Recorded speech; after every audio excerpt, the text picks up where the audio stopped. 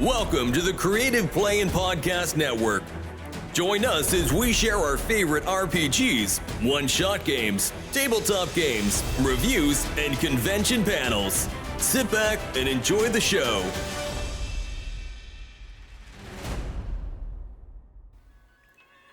Hi, this is Kelly, aka Trixie from Ragnarok and Roll, assigned to Ragnarok Story, and Tilda Wimblewick from D&D Journey of the 5th Edition. First off, I would just like to say thank you to everyone for listening to our varied adventures, as well as for rating us on iTunes and rpgpodcast.com. If you haven't rated us yet, we would greatly appreciate it if you could.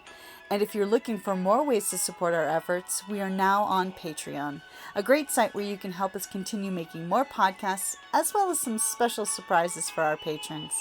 If you can, please look us up at www.patreon.com/cppn. Every little bit helps. And again, thank you for listening. At this moment, we tend to record all of our panels live, so they're archived. So if you ever see that we've gone to a convention, you're like, oh, I couldn't go to that convention on Mars. The travel is really prohibitive.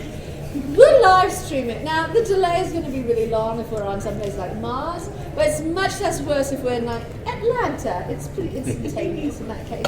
And then it's archived so you can see it later. Or if you're really delightful humans who come and see us in person and you're like, ooh, that was so nice, and they said some nonsense that seemed like it made sense, but I really want to review because it was a lot of nonsense, you can go review our videos later on our Facebook page.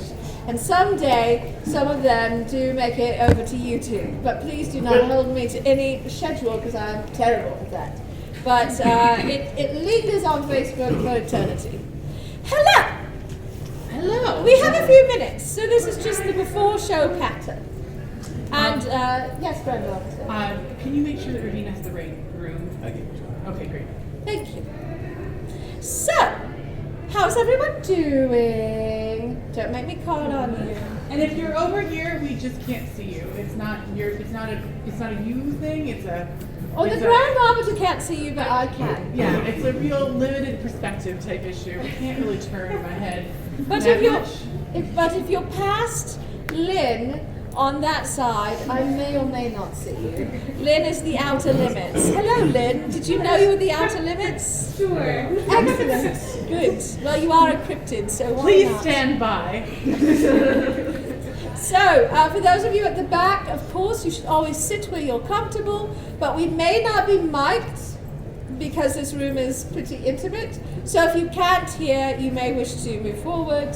Probably not that first row though, because it's like that's right the splash zone. It's very dangerous in that first row. We might drink tea, and then you never know what's going to happen once the tea is unleashed. Ooh. That's also why I'm like little over here. Yeah, smart. You gotta do it that corner. The other splash zone. These ones, splash zone. Oh, good. The airship ambassador is prepared with a notebook. To shield the vest with a notebook.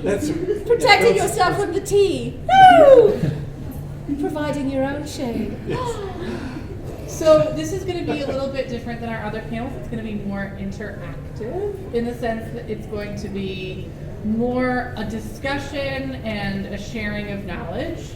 And the goal to be sharing our experiences and interests and sort of the feelings of those things. And our insights. And then if you have questions, there will be time to ask questions. And I see our illustrious Arthur Beast. Hi. Hello, my darling. I didn't realize I was late. You're not late. Right. You're like Did you know, my darling, you cannot possibly be late because all things are happy to receive you. It's unlike you, Madame Askew and the Grand Arbiter are riddled with a deep need to be overly on time to everything. Also, so we're always 15 to 30 minutes early to anything. like fools. But also it's hot outside and we're happy to sit in the cool. Hello, good afternoon. How nice to see you. So, I guess we'll start by introducing ourselves because I'm assuming many people know who we are, but let's not presume. Let's not presume. Does anybody in here not know who we are? Oh, see? See? Liar. Just for the posthumously of the internet, I am the Grand Arbiter. Myself and my partner in crime, Madame Askew, you can tell we are a match set because we match. That's true. Are weird queers who perform across the country, and we have been happily performing at WWWC for a number of years. That is grotesque. Since the second Wild West Con. Yes. I'll let you do the math. And we are, our expertise is that we are homosexuals, we are slightly overly educated, and we read and watch stuff. Yeah. My name is Eve Riot. I am a cohort who works adjacent to Madame Askew, the Grand Arbiter, hence why I am the sun to their rainbow today. I'm a burlesque performer, historian, and all-around oddball queer person, and my credentials are the same. Yes. And I'm Gail Carriger. I am a steampunk author, also other stuff, but I got my start in steampunk, and that's what I'm best known for. 16 years now. Yeah, I have some bookmarks. If anybody hasn't gotten them from other things, you want them. The most exciting one is probably this one for this panel. But it does also have a bunch of books by other authors that I tend to recommend the most. So if you like my books and you want me to recommend books to you, this is the bookmark for you. This one's all my books in world chronological order with colors at the spines. And this is my latest one, which is a very queer sci-fi piece. It's my favorite ones. It's my favorite ones. They're the best ones. If you haven't read them yet, you're like missing out on like arguably the single most important form of sci-fi queer media I've ever read. Oh, wow, there you go. I don't even need to hear my own shit. This is interesting. It does. No, It is a very. it's meant to be Without thought-provoking. It's dense. Yes, it's chewy. It's chewy, but very easy to swallow. That's what I would say. Part of your like ethical fibrous diet. Yes, yes. It's psyllium powder in literature form. Well, I don't know how I feel about that, but I think you should just put that on are you the going book to cover. make everything else easier afterwards? Make everything else easier afterwards. That's the joke. You're there. We got there together.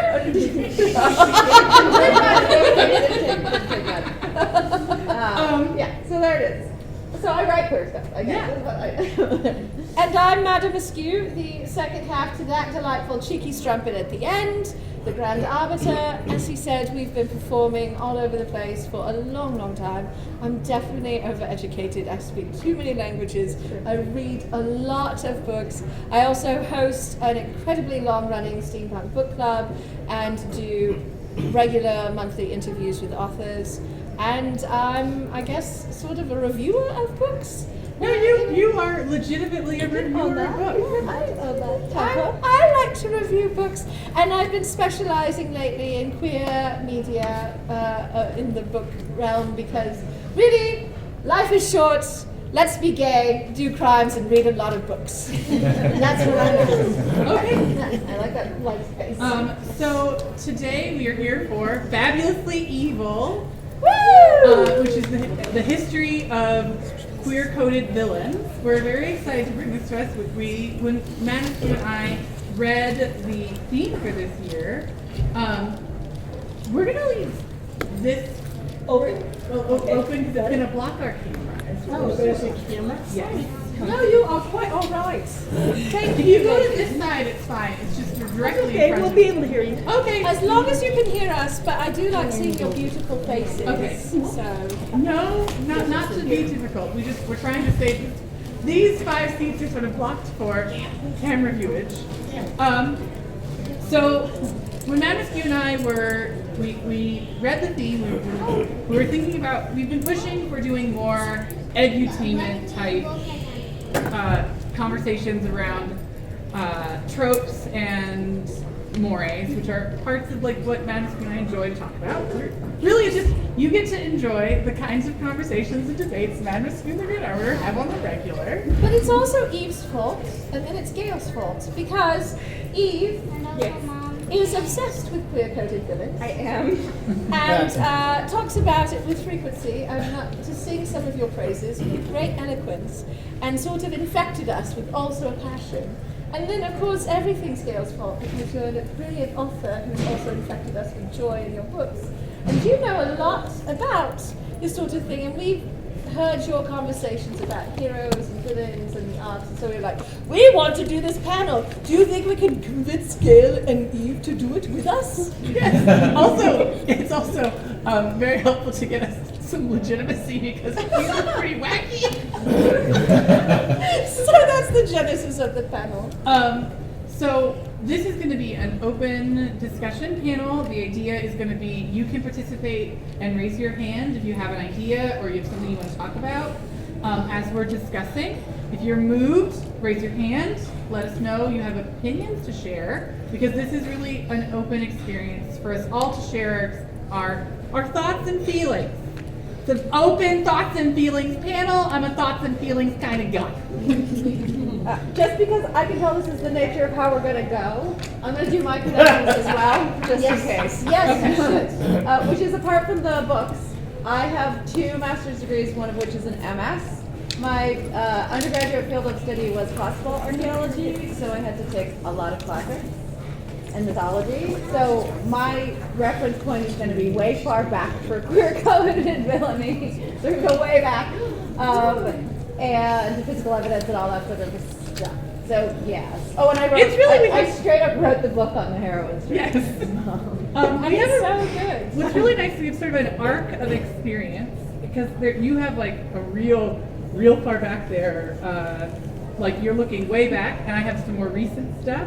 And Madame Askew, and you have some middle ground areas that you have your sort of expertise in. So we should do good. I think we should good. We should be all right for you all. We should all survive this experience. Okay, so I like to be a little organized, but not. I tried to be less organized with this one. So I'm going to open with a question, and we'll talk about it, and we'll move from there. Perfect. And some of it we're going to be providing information, some of it's going to be opinion. We will try to make that clear where possible. Again, we are lovers of media, consumers of media, and we do our best to educate ourselves, but we are not, at least I'm not, an expert, capital E, perfect knowledge source. So if I have some information that's incorrect or a misunderstanding of something historical, please call me out on it. I'm very comfortable with that. But also recognize that we are fallible, and that's all I just want to focus on, because I can't make promises that I'm going to be 100% accurate on everything. Our first question that we're going to focus on, and I think it's like the crux of what we're going to be talking about, is why connect villainy and queerness? And I think that is really the crux of big people, lots of younger people's opinions in the last, like your Gen Zs, your Gen Alphas. There's a lot of question about why this connection is happening. And it's very interesting for me as a sort of millennial gay man, because from my perspective, I was like dating during ADDT and all sorts of other forms of like, I'm not directly affected by, but tangentially affected by the AIDS crisis. So Gen Z and Gen Alpha don't have that same kind of experience, where it's not exactly the same experience. So there's a real change, and the internet didn't exist when I was growing up as a queer person in the same way it does now. And so it's very interesting that there's a little bit of a pushback that I'm seeing from Gen Z and Gen Alpha sort of against that sort of narrative, the queer villain narrative structure. So that's where I'm starting. No, that's fine. So my brain immediately wants to define semantic terms. You'll notice whenever I write nonfiction, including on my blog, that I'm going to tell you the terms I'm using, like archetype or trope, in the way that I understand them. So good start.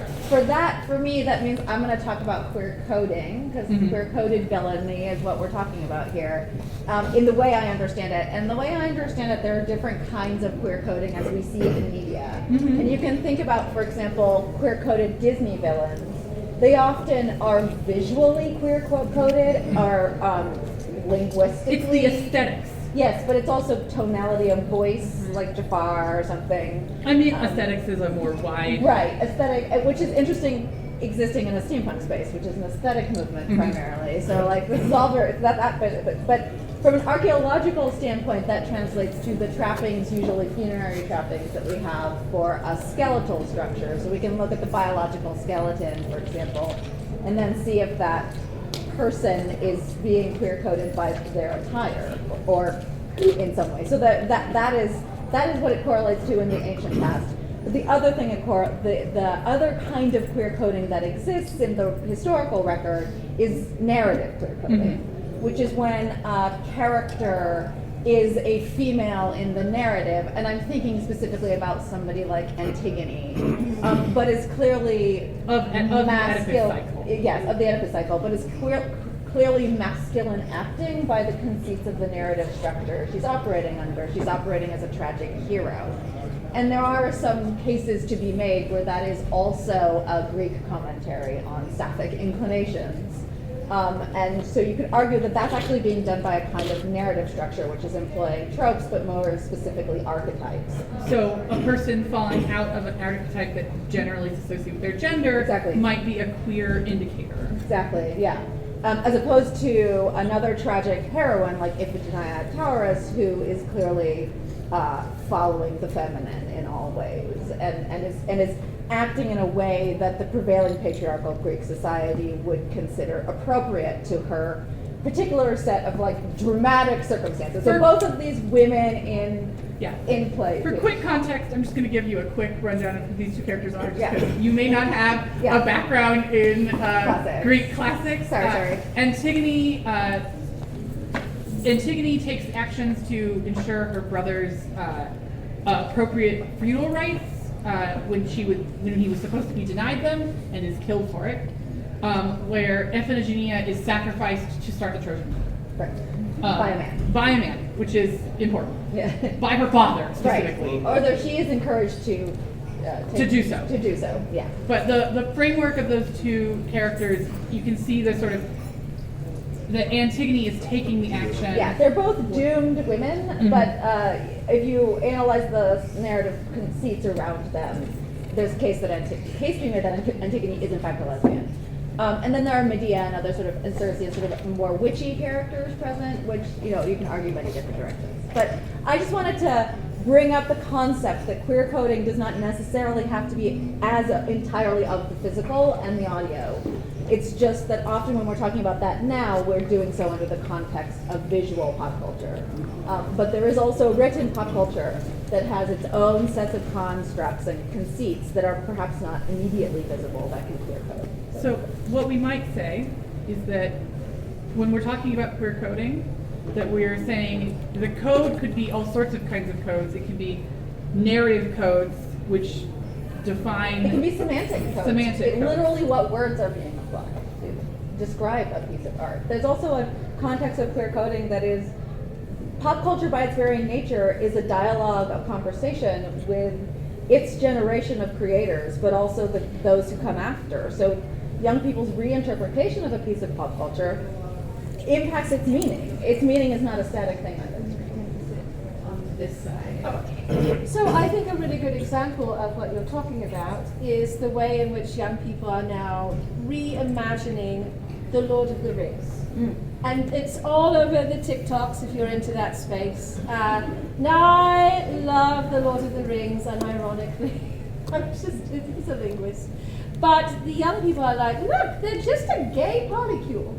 Because they are looking at the coding of the story structure, not the way they dress, not the way they speak, but the way they're soft and supportive and intimate and close to each other. They're picking up more on that narrative structure. Well, there's something pretty gay about that whole aristocrat-servant relationship to begin with. I mean, there can be. That has some, tonal components. Well, and I think that does kind of bring up the thing that's the reinterpretation is also from different cultures. Each culture might have a different code in which they other people and kind of bring up that otherness from the dominant culture that we kind of consider queer coding. Or taboo. Like, Yeah. so don't neglect the fact that gay in particular, because women were not sexual agents most of the time, so gayness was the threat in most patriarchal societies. And therefore, in many cultures, right up until recently, it is literally taboo for two men to sexually be. Like, that's taboo in the same way that sleeping with like a blood relation was taboo. There was that level of taboo around it in many cultures, not in all, but in many, where it's not codified. And therefore, taboo becomes something that the saying that anthropologists have is that every culture has taboo, and in every culture those taboos are broken. Those are the two rules of taboo. But that means taboo also indicates fetishization in a lot of cultures, and when something becomes fetishized, it almost always immediately enters that culture's entertainment. Because it becomes something that the artists of the day usually represent as liminal creatures ourselves, but also want to have a dialogue with, because it makes people uncomfortable. If it makes people uncomfortable, we're going to want to write about it, put it on a stage, that sort of thing. So and one way to safely deal with that from a purely creative standpoint is to make those characters the bad guys. Because we can have them on the stage and have a dialogue with them, but we're not actually ever challenging the status quo. We're going to punish them. So But we still want to look at them. Yes, we still want to talk about it. I think that that's a great way to bring it back to the original part of the question, which is, of course, why connect villainy with queerness? Well, first of all, it wasn't necessarily done for us. It was done by other people, but in some instances, it's the only way that it could exist. So because it's often done by us. Yes. Right? And maybe there's a self-hatred thing going on, but maybe it's also the only way we get represented. Right. Right, and it's the only way we get to represent ourselves, but also the only way we can like connect with other people in our community. Yes. Sub rosa. Yeah, early on. I think back in the early days of the internet. Insecurity, be you, man. Yeah. But who do you find sexy? Like there's a lot of like Ursula stans from like Gen X or whatever, right? There's a lot of young people who saw Disney movies and fucking fell in love with the villainy. If AO3 is anything to go by. And for a lot of us, that's because that was the first like safely consumable exposure we got. Exactly. Is the Disney villain archetype. Hot villain archetype. Oh.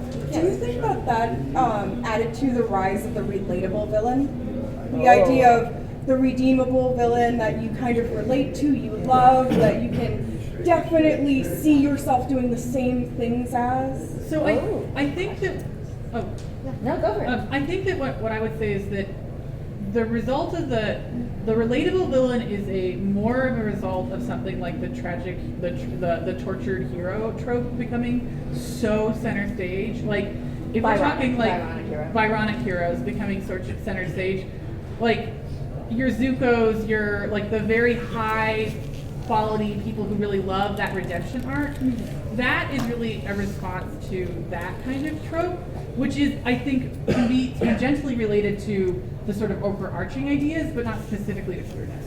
I do think the AO3 and fanfic predilection for writing those villains a happy ending or for redeeming those villains or whatever is possibly specifically queer as being like, yes, but that was my gay. I have to give that. I have to save him. I think the more recent kind of villains, if we're specifically picking on Disney, which why not? They have kind of what? Who they don't care. Is that they have kind of taken you want villains that are relatable? Well, now we're going to more straight. Yeah. No, there is a real push to like straight code them in some really aggressive ways. I'm not sure what's trying to happen here, but I also think it's important to note that like I am going to say something we can really trace some of Disney's downturn to the loss of great queer artists that work for them. Yes. Like the people, like when we're talking about Beauty and the Beast and we're talking about like the golden era of Disney, there's one guy who did all of that and whose name escapes me. And oh gosh, it was on the tip of my tongue. There's a wonderful documentary. I think it's Howard Ashman. It is Howard Ashman. Yes. Thank you. There's a fantastic documentary about his life, by the way. I highly recommend it with a box of tissues because I it's a tragic story. Well, for those of us who are older, and not Gen Z and Alpha, AIDS is still very much part of our story, and is certainly a part of his story. He was struck down by AIDS when he was still young and active, and I'm tearing up, I'm so ridiculous. But that's a big loss culturally, because we lost a whole generation of creators who were starting to make some cultural change through their art. Yes. And I think that I want to talk about some of the historical context, because there's a key, for at least for the United States and America, there's a really big social shift that created a lot of what we would describe as like the queer-coded villainy experience, which is the Hays Code. We can't really talk about this without talking about the Hays Code, which is a series of codified laws that prohibited the positive representation of queer people in media, books, movies, TVs, comic books. However, it did not prohibit the demonstration of them as villains or tragedies. So it was very common for that piece of, like, people talk a lot about how early queer media is a real downer because it's so much tragedy and so much sorrow. And that leads into the 80s and 90s pretty aggressively, but that's because of a trajectory created by the Hays Code. You have a history of art to be created in a very specific way, and that trajectory is not a thing that you can easily shift. If you want a really good example of queer coding during the Hays Code, Rope was actually very queer coded. The Hitchcock film. You rewatch that through a queer lens, you suddenly see kind of all of the pieces fit into place of these men who actually very fiercely love each other, but they're villains. They murdered. Sorry, spoilers for a very old movie. I cannot guarantee this will not be a spoiler-free It's spoiler-full. panel. Just It's suck it up. very spoiler-full. I'm sorry. All the spoilers. Life happens. You can't talk about media without talking about the whole thing. I'm gonna mention something else on the piggyback of the Hays Code, which is putting the Hays Code aside. One of my like dorkdoms is Asian dramas as well. So I'm specifically interested in the sort of history of Japanese cinema, because let's be clear, in Asia it's like the only real cinema with any voice to it that's really its own. But just in general, and one of the things that is pretty kind of understood in the dialogue of pop culture enthusiasts and analysts and critics is that there seems to be a cycle of acceptance to representation, and that is queer representation and other forms of representation, which is usually villainy, mockery, best friendery, like sidekick, Right. right? Yeah, the queer best friend. And then authentic stories. And you can see this, for example, in the history of the rom-com in the United States, right? Bad guy is queer-coded or act blatantly queer, so on and so forth. So it's just something to know, because it seems to appear in most other film dialogues and literary dialogues throughout the world. It does seem that representation has that particular pattern. Mm-hmm. Seems like the Hays Code extended ours a little bit longer than everything else that Hollywood would have let us. And I think it did shift it to tragedy became, tragedy porn for gay media it's a hefty chunk. I'm arguing that it also happens in Japan. Oh, yeah. And it happened in Taiwan. It happens in places that are going through their own cycles of acceptance. This sort of pattern. The gay tragedy, like we can accept the gays if they die together. Brokeback Mountain lives forever, right? So like, have you noticed the commonality in like Japanese dramas about like that are obviously gay coded, Kamikaze Girls, Nana, things like that? Were they Nana's the Yuri, it's not best even friend coded. trope? Nana Like is it's Yuri. obviously they're in love with each other, but then somehow they end up with men. And it's just like at the end, their happy stories are separate apart. I mean, that is But, again like- kind of like with at least American Hollywood. Like you would have a character who had like two female best friends, but by the end the heteronormative romantic ending, even if they had no chemistry or maybe one or two scenes with the male like protagonist, is always how it ended. But it's almost like in Japanese media, it's almost like they do the otherism, whereas like they're extreme opposites, the polar opposites. That if one of these characters was of the opposite gender, they would absolutely end up together. Like, it's just, they're pointed right at each other, but then somehow they end up with. But remember, Japan loves to navel gaze, and they love to dwell. And I always call Japan the like emo of the film industry, right? Like, and they tend to have two lanes. They have comedic slapstick, which comes out of manga, and then they have Kurosawa, right? They have very long shots and very sweeping, right? And they'll apply those to their romances and their love stories. And so gay in this context is materially different from gay in this context. Gay in this context is tragic and doomy and villainy and all of those things. Gay in this context, in the other lane, is often the comic relief. Or now Japan is giving them their happy ending. They may not ever kiss. There's also part of this, this is not necessarily tied to the villainy portion of this, but just to give you some additional context. In the context of some yuri, particularly things like Nana, which don't end with them together, the framework is that lesbianism is something you do in adolescence. And that it's growing out of it. You grow out of it kind of thing. Which is like not ideal, obviously, but like that's the nature of the media. They do that with first love YA stories. They do that too. They'll do it with the heads. They're pretty like egalitarian. Japan is like, we'll throw a sad ending 50% of the time. The Fatal Frame movie adaptation in video games is a similar story. Of like, literally the last scene is like, oh, that was nice. We've grown into adults, and then they part their separate ways. Like it's never. As a sort of aside to this, I am not that up to date on all of the Asian media. I'm very well known as not knowing that much about anime or manga. I love Kurosawa because I'm that bitch, to be honest. Do I have some Japanese queer dramas for you? I want to read, but I'm thinking The Handmaid, which is like Korean really, but also takes place. That's Fingertips though. That's a remix of a British book. Yeah, it's a British romance. You didn't know? Okay. Yes. Oh my god! Have you seen Tipping the Velvet? Oh yes. It's the same author. It's a remake of Fingersmith, right? Fingersmith, yeah. I think Handmaid. So there is a make of Fingersmith, the original. I think Handmaid is actually a better interpretation. There's also a Japanese version of it, and there's recently been a Chinese one which was heavily censored, called Flowers and something, Scarlet with the Flowers. Oh, I think I saw something about that. They had to kill that one. They had to kill in that one. So we're gonna get back onto the main plot. So we established sort of why this happens, which is really as we discussed, the only way forward is media creation. The importance of queer people in media at all is relevant to the long-term survival and acceptance of the species of the community. And so that means if there is no other way to exist than as villains, then we will exist as the enemy.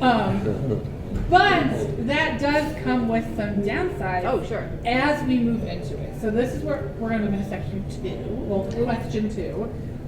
What is gained for media, for queer people engaging with this type of media? What is the value that we can get? And what are the risks of long-form engagement with queers as villains? I think we've talked about some of the gains already, which is that you get representation in a society that doesn't want to acknowledge your humanity or existence, right? Yeah. You get an opportunity to let other people who are like you, who may not have access to community, know they're not alone, even if there is this sort of I may be a villain, but I'm not the only one. Let's have a band of villains, you know? So that I think is a very real upside, even though we're going to talk about why it's mixed, right? Yeah, I also now want a drag queens team called the Rouge Gallery. Sorry. Oh yeah, we didn't even get into This is a generalization panel. We're just talking concepts generally. So, what are the risks that we can see on the table? Obviously, queer is evil. Yes. Yeah. Like that's what we're then telling the world. Yeah. Making the assumptions. The big one that predatory. The biggest one is gay men being associated with pedophilia. Like that's like probably and the predatory lesbians. And the predatory lesbian. And the promiscuous bisexual. And the slutty and, bi, yes. and I often think of specifically Texas Chainsaw Massacre, the films in reference to how people think that trans people are inherently violent. The deviances of gender. That one is one that I typically, it's like the trans killer trope. Yep. In Oh my god. Which is which there are so many. And it's forged out of such a weird thing because none of the people who are that these killers are inspired from were in any way trans people. None of them have any, like, 'cause a lot of these characters are a lot of the characters like Buffalo Bill and all these other characters are sewn together with the concepts of other serial killers in different arrangements. But the transness is usually something that is added whole cloth. It's not based on anything. There is no statistics that suggest that trans people are in any way more dangerous. More likely to suffer violence. Or they're more likely to suffer violence than committed. So it is that the biggest risk is that it makes us like targets for that kind of behavior, and it makes the legislation very hard. Yeah. Like, sure, you know that other queer people exist, but at what cost? Just kind of the question. Yeah. Which is why, when this is skipping ahead, to when pop culture begins to give queers fucking Heartstopper and Love Simon and shit like that. Yes, it's like Pat and like the worst kind of standard rom-com, but we have gotten to a place where it's also normalization, like where we get the same sort of banal stories that straights get. So nice. And we're given a happy ending. And suddenly that is actually as close to like an honest representation you start to see in media, just because it's normalization, just because we've gotten over a hump where queers get to be like boring. Yeah, I think Yay! there's been What a win. discourse of like, oh, it's okay to have not perfect writing of queer characters because it shows that people are trying different things other than the same tropes. Yes. Over Yes. and over again. Yeah. And it's okay to have the queer main characters in all the different kinds of story because we just want to see more and more queer main characters. Yeah. Well, Doing other things I was really than being the bad delighted. guy. Oh, pardon. No, that's okay. I was really delighted by like the arrival of things like Fire Island, which is like Yes, such we're a doing badly. delightful homage to Jane Austen. We finally got our queer Jane Austen with orgies, and I love that for us as a community. You had your hand up. Yes. I thought you were putting behind me. Okay, so I think there's another risk that we don't talk about that often because it's a quieter risk, and it's a lack of societal templating for how queers are expected to interact with one another in normal ways, right? When all you have are these big reactions, right? Oh, you have to take up all the space of a villain. Your actions have to be really big. You end up with like lesbian sheep syndrome and the useless lesbian trope of like, oh, I just don't know how to have this community that I desire, right? Like I see myself as a part of this thing, but how do I enter it? How do I interact? What's the template for normal, acceptable behavior? And then we get these beautiful terms like found family, but people don't know how to ask for that because we don't get a template.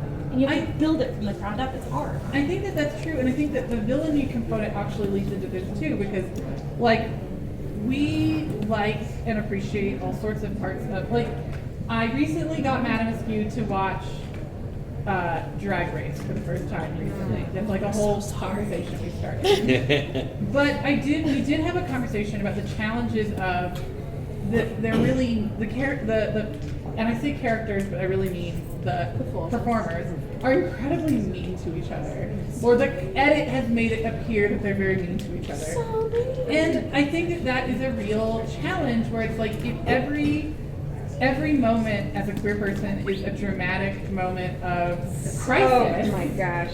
Would you like to chime in here? Because I was about to chime in with my own experiences with drag and burlesque. So with drag and things like that, I think, and more so now because of things like Drag Race, where you have these people who they may or may not be shitty humans in real life, but editing makes them seem like shitty humans. Now, anytime anybody comes in contact with any sort of performer, we're supposed to read you. we are supposed to throw shade, or Also- you can't possibly be gay. You're not queer enough if you are not throwing shade. You are not queer enough if you are not ragging on another performer. You are not queer enough. But that's a little bit like what we had when it was the gay best friend who like had to exist only to like support white girls hunt for the perfect tall, dark, and handsome, right? And it's almost like that is like I used to call that the queer as an accessory trope. And it seems to me that drag is like turning themselves into an accessory or being edited into that space again, right? That the largesse also has to be compartmentalized in such a way that makes it safe for interaction. Lucy, I wanted to push back slightly on that. I feel like Drag Race is turning that archetype into what is called on pop culture main character energy. And every performer thinks they have to have this same personality, same characterization, both on stage and off stage. And that creates, in my experience, rather toxic performing environments where everybody's just constantly being, and they're like, this is just how we interact. But the only reason you interact this way is because this is what media has implied you should react and not take sincerity and reaching out seriously. And I know your hand was up for a while. Oh, just to expand on that, that's permeated normal society as well, because I have some friends who question, like, am I queer enough? Am I gay enough because I don't act overboard? Am I enough in this community? People think I'm straight because I'm not that catty person. I don't add to this. I'm not talking crap behind people's back. And then it's just this whole idea of like imposter syndrome. Yeah, that imposter syndrome. They're even questioning themselves of like, yeah, I obviously enjoy gay sex, but am I gay enough? And it's like, you are, but it's like, it's weird that like it's almost this whole idea we have this expectation of what we're supposed to act like in public, but then when we get in private settings, we don't really know what to do because you never see villain characters in that. I think it almost becomes an expectation for all queers to have to perform a certain way, especially around cishet folks. Yeah. Because now cishet folks have this idealistic version of how queer people are supposed to act. A platonic shadow. Right. So we're supposed to be the comic relief. We're supposed to be the catty ones that are sort of, you know, ooh, girl, oh my God, did you see her shoes? Sometimes really. Okay, sometimes yes, but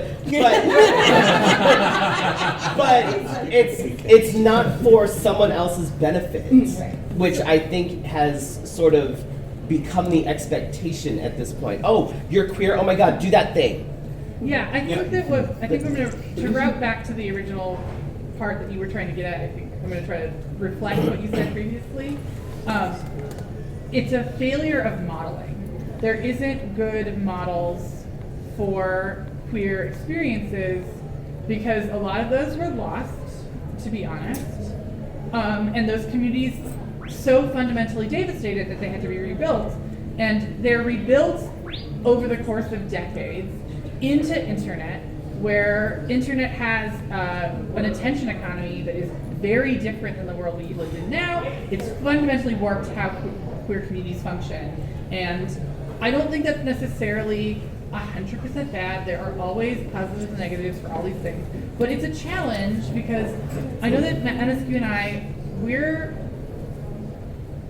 very queer people, and we try our very hardest to be upfront that we're nice and compassionate, and that's the goal and modeling that we try to present. And I think that that's the idea, is that it doesn't make for good cinema. It does, like, that's bad for the silver screen. So you can see where Hollywood is coming from. Hollywood is like, sure, we'll go rep, but it still has to go big or go home. Yeah. So I hate to say this, but to the young people out there, you have to go to the written word. That's the space. That's the pop culture space that is actually getting chewy and explorative and thinking about, like, Becky Chambers or my sci-fi stuff or TJ Klune or somebody like that who's like thinking seriously and thoughtfully about the nature of queerness under the context of a surrounding family and how that is built and how necessary the quiet, non-spectacular factors are in that. And it is the page that allows that sort of complexity of building because that's where the patience lies. Well, not to toot your horn too much, but I cannot resist at least a little bit, since we're talking about the written words, but you are really good about writing in that soft queer space. Like, It's my ballet book. so, most of you probably know the Parasol Protectorate series, and if you don't, please give a gift to yourself. You deserve it. You're good enough. You should read the books, all right? They're a treasure. 100% agree. I would also argue that. Okay. That was all introduction to the point. Okay, get to the Statement. But you should read The Sandwich Solution and all of your San Francisco werewolf books because, listen, I like smut very much, and they are smutty in the best way. Very gay. But they're so soft. They're just like, oh, let me help you be a happier person. Let me help you have a better life. I know I'm an alpha werewolf, but I'm just a nice boy, and I'm a little cinnamon. Everybody's gonna like me. And I'm like, yes, we are. Would you like to? You're really good at that. It's nice. Well, that's because I started writing with that like soul intent. I would also argue that Soulless actually has an interesting component where there's a lot of ways in which Alexia and Macon's relationship has got some queer codes in it that allow that Alexia and Macon to have the relationship they have in the first place. And I think that that's sort of. If I may, it's because they're both very othered in the Victorian society, being Scottish, being half Italian, shocking, and a spinster on top of that. Like, all of these things are already othering them from the society, so it gives more expanse for. It's juicy to write in as an author characters that exist in liminal spaces between worlds, like fusion foods. Like, especially if you've been eating one kind of food or another kind of food for a really long time, you get kind of excited when it's like, and their characters that naturally exist on liminal spaces tend to be artistic types, and that also tends to be where queer resides, especially in the past. Right? There's a reason. Those that we know about who are open in reality, who are queer, tend to be artists and performers and stuff like that. Okay. Your next question. So I'm going to move on to the next question, and I think we're going to pivot a little bit because we're getting a little into. I want to get into some interesting. I want to get into some more fun conversation. And so it's been fun, but a little heavy. So let's get a little light. So what are some queer gooey villains from which we can draw our own inspiration? I feel like we should have had this one sent to us before. Well, it's just some thoughts. Yeah. I'm sorry. You have to start since you're asking. Yeah. Okay, so Give us some examples. Yeah. oh gosh. Yeah. I was actually, the audience might have some thoughts. Yes, the audience. All right. Ursula. She's already come out.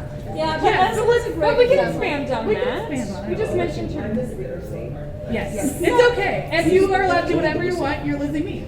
So as a let us say as a bodacious lady of a certain figure and very big skirts and a middle-aged lady, I really do find Ursula particularly appealing at this stage of my life.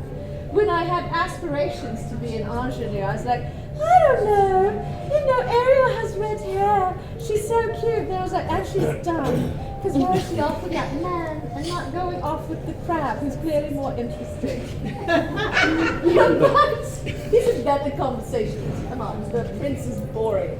But Ursula is really the most interesting character in the whole thing. She's got some, dodgy motivations, but at least she's active. Right. Are we going to talk about this one? So it's She-Ra and She-Ra versus the Power? No, come on, I'm old.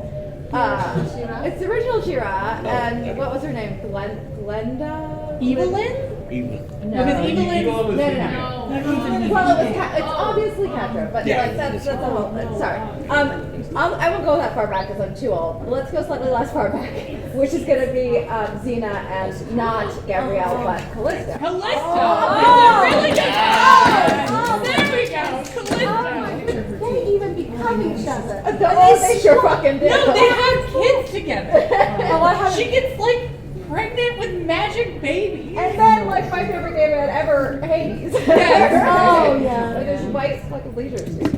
He's so gay. Yes. He's so gay. You're like, what do you? And I think that no one believes it when you make puppy eyes at a girl. So Like, I'm going to reframe the question just a little bit to make it a little bit easier on us, because examples are hard, as we've discussed previously.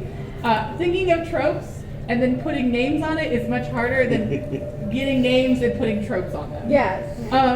What I will say is, what are some traits that we think are really attractive in villainy? Oh, that's easy. It's power. And competency. Power and competency. And Style. Yes, Baddie's just the best, yes. Honesty. Oh, that's true. They know exactly what they want and they go after it. They have vision. They have vision. Like their self-esteem is so high, like appearing so. And these are all things that, especially when you're coming out as queer and early in your queerness, are incredibly difficult. Like, you haven't figured out your look, you haven't figured out who you are or what you want or anything like that, and the villain is doing all of that. Great. So sexy. Oh, clear sight and vision. Yeah. Literally knowing what the hell they want. Well, also, absolute shamelessness. Oh, yeah. So, That's like, your favorite. I think they've overcome adversity. That's Which you don't necessarily see in other characters. So you see their complexity and what they've become in spite of whatever stomped on them. You can see that you can see them climb out of and become they become the villain after they're being destroyed, right? Can I point out the one? Yeah, you can do the it. ability to show anger. Oh. Which so many of us are not allowed to do. Well, and I hate to presume. Do you identify as a black person? Yep. Okay, just making sure. That is actually a real challenging thing, particularly for black women. And like having like black witchy characters. I don't remember the name of the character. But Yzma from Yeah, the Emperor's Groove, the idea of a black woman who could be pissed off but also queer coded. Also, yeah, And those eyelashes. and Style. well, and the black witch archetype that came out of Coven, whose name escapes me, of American Horror Story Coven, whose name escapes me. Also the craft. The craft, yeah. We've got some like real like angry woman energy is a really like the ability to be angry in an ugly way. And validly angry Yeah. over things that have actually happened. Yeah, I always think of they always have like followers, like they always have their little people, their Oh. little group. Like there's They have always a found somebody that family. adores them. You know what I mean? Minions. Whether it's like a romantic thing or just they're like little minions, they have people. The henchmen love them. In addition to anger, villains can show any of the negative emotions. Like, Yes, they're villains cynical. can show any negative emotion. Just because I know you're in the back, so I want to make sure everyone's. It's brave. Yeah. They can do They can brave. be cynical. They're the ones who can see through the candy coated status quo and see the chinks in that armor and work through it and around it. Whereas the heroes are all like, everything's gonna be great. Well, and they can reject inconsistencies in societal coding. So like they're gonna be they can recognize and acknowledge like they can allow for queerness because the rules don't apply to them. But I will also say, villains can also know how to adapt to a society in order to move within it without being caught. So there's that slyness, that intelligence, that ability to code switch. Flexible identities. Yes. Yeah. To be all the things they need to be in order to survive, which is very key to them. And I do think that I think you might agree with me, Gail, that as a writer, no trait is inherently without its positives or its negatives, and that any strength can be a fatal flaw, and any fatal flaw can be a massive strength, and that the difference between a hero and a villain is really context. And one of the things writers talk about in terms of building motivation for your character, regardless of where they sit, is what is their void? What is this? And the key, of course, this is a great secret, everybody who wants to write out there, that all characters have a void in them that needs to be filled. If you're writing a romance, that void's probably going to be filled by another person or persons. But the key to the void is the character also realizes they have a void. And what the character wants to fill that void is always the wrong thing. And that's how you build tension and write a story that is character driven. And all of the characters all have voids that they're trying to fill, and they're all wrong about what they think they need. And so the villain is also going to be that. They're always going to have some kind of void that they want to be filled, and they are motivated to fill that void usually in a villainous way, right? Which is the wrong way. And it may be that they don't learn their lesson. And that's like they won't learn that there was something else. Yeah. Unless the villain redemption when they figure out the real Yes. right? And nowadays, and not Disney, but we will redeem villains pretty regularly. Disney has tried and failed at this point. Mm-hmm. So we have about 5 minutes left. No, we're just gonna, at this point, we're just gonna transition to if you have things you want to say before we end the session, please raise your hand. We're gonna start over here because you've got some time, if that's okay? Mm-hmm. I'm a writer, and I'm actively looking for resources to help portray queerness in the correct way in my writing, because I myself am not.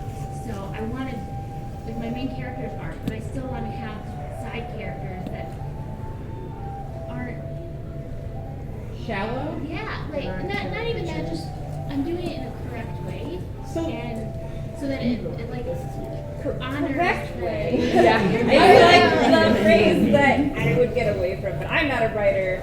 I'm just There's a resource media. called Writing the Other, which I would point you towards, that has multiple different ways of. So they offer different courses and have different resources for talking about different kinds of queerness, in a way that is not offensive to the participants of that, the members of that community. Sensitivity reading.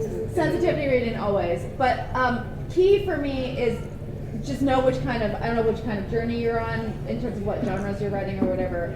But does it tend to be group motivated, found family with happy endings or not? No. Okay, then that's a hero's journey.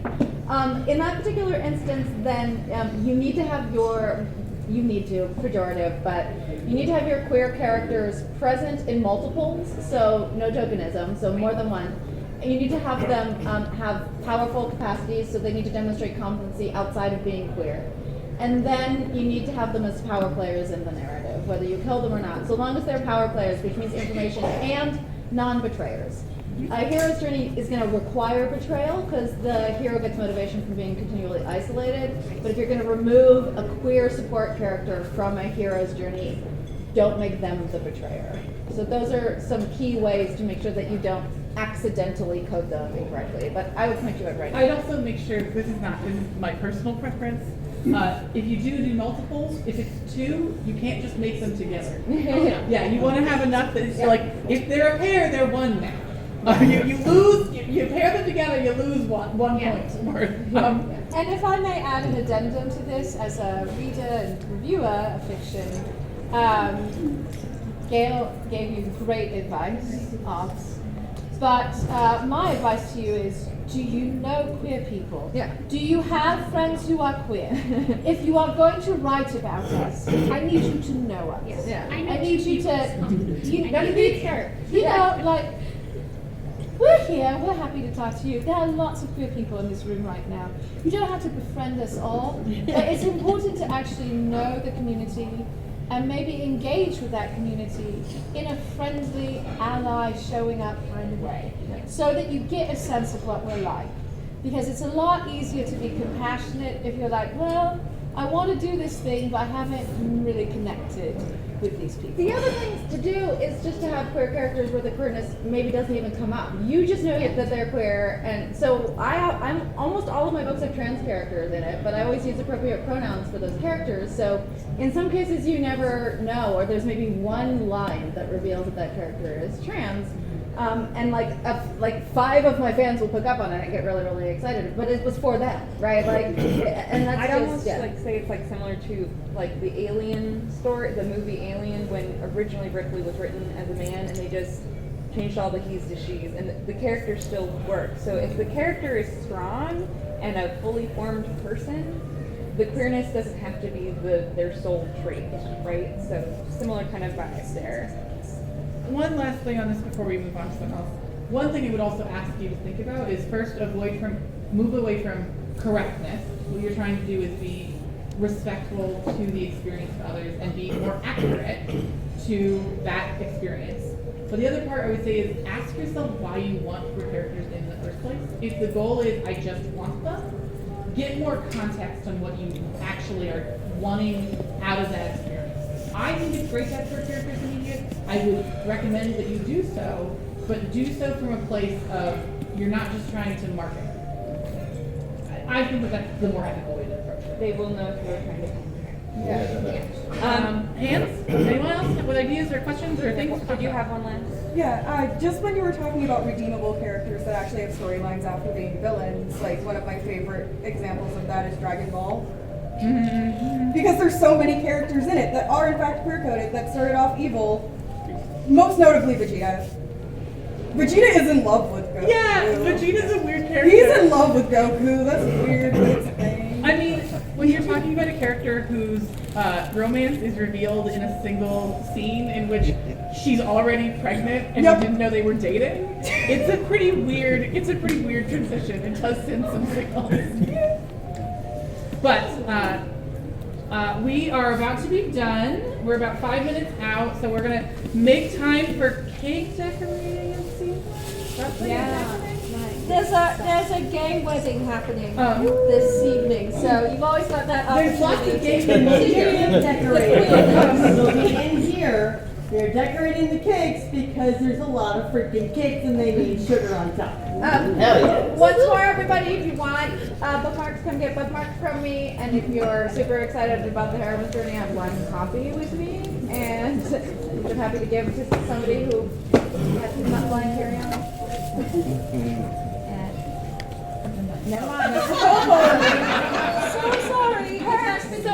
Perks of being on a panel. I ordered this and a bunch of other books on thrift books, and I accidentally forgot to update my address because I had moved across the country and somebody did not return them or did not send them back. And so if somebody has your book back in California, so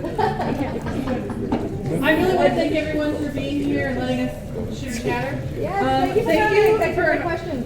Thank you to my fellow panelists.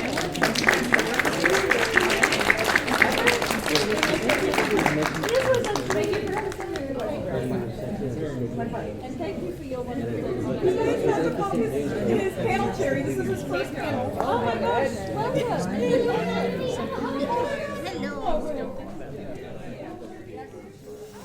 Thank you for listening to the Creative Play-In Podcast Network.